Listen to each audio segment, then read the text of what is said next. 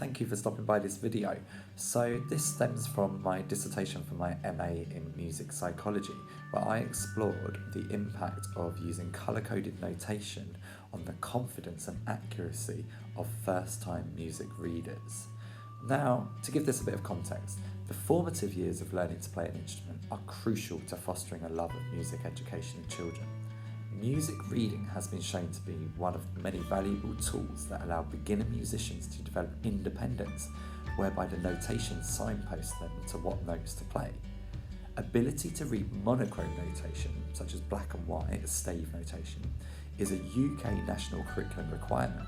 However, developing confidence and fluency has many challenges for educators and learners alike.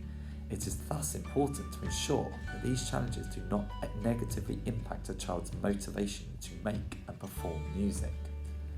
So, what are the benefits of reading music? Well, it guides us from vision to audition. It can improve accuracy of performance by clearly signposting what needs to be played, thus reducing the likelihood of errors caused by insufficient memorization. Reading music can contribute to deeper understanding of the structure and composition of the piece. It can influence the development of musical independence because the children are able to read the music so they can play it themselves. It's got transferable holistic advantages such as enhanced cognitive abilities and improved neurological function. And it can also positively impact academic progress through the development of literacy skills. Now, on the flip side, what are the negative associations with reading music? Well, by reading music, musical performance can be different each time based on the musician's interpretation of the score, because that's just notes on a piece of paper. It still needs someone to have to play it, so everyone might interpret that differently. Reading music can also be an unnecessary obstacle, as the skill of learning to read music is separate from the skill of playing an instrument. So you've got to think about what's your objective. Do you want the children to be able to read music, or do you want them to be able to just play the instrument? And both of these skills take a long time. So you need to strike that kind of close balance between both musical skills, but not making sure that they cognitively overload. Negatively, reading music can obviously, as I've just said, contribute to cognitive overload, but also if children are reading each note in turn, the performance might not sound overtly musical on the basis that each pitch is slow and in turn without flow or fluency. So weighing this up, what do we think can be the benefits of colour coding musical notation?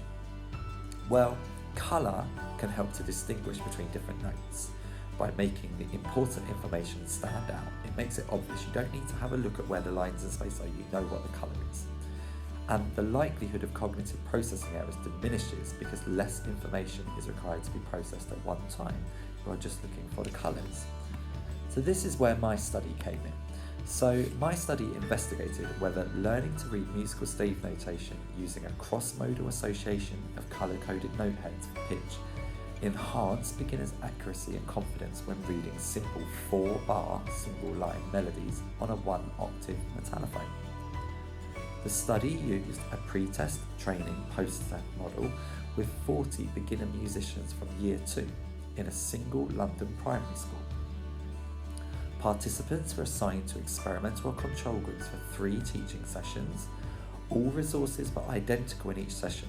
However, for the experimental group, each pitch on the stave was colour-coded to reflect the same colours of the instrument keys. So C was red, D was orange, etc. All participants were tested pre- and post-training on their self-reported levels of confidence when reading formal stave notation in both colour and monochrome, as well as a quantitative test of music reading accuracy in both of these mediums. Qualitative data from semi-structured interviews with children and teachers was analysed using thematic analysis to support the quantitative findings. Quite confusing when you think about what went into this, but what were the major findings? I'll just recap them with you. So the major findings were that colour-coded notation appeared to be effective in facilitating improved accuracy when reading unfamiliar melodies. The children were more accurate when they read the colour-coded ones. However, this appeared to be due to matching colours and it did not suggest any level of transferability to the future reading of monochrome stave notation.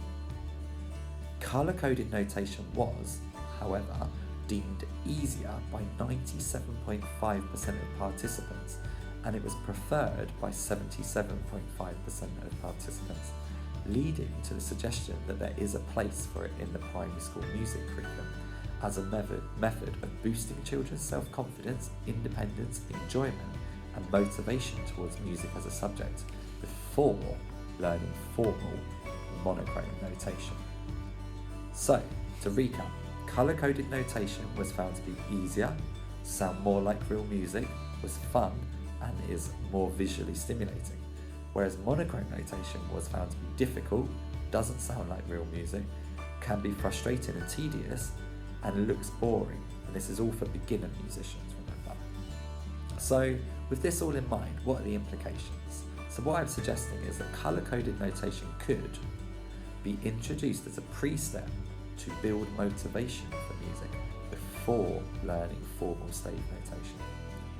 Likewise, it could be used to support teachers who are not specifically music specialists to confidently deliver lessons using notation.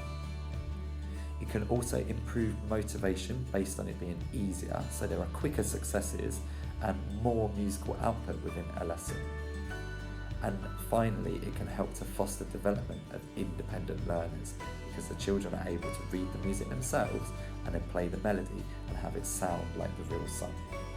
So there's lots to this, and I could go into so much more detail, but hopefully you're seeing that there is a place in the curriculum for colour-coded notation as a pre-step before going on to learn formal notation.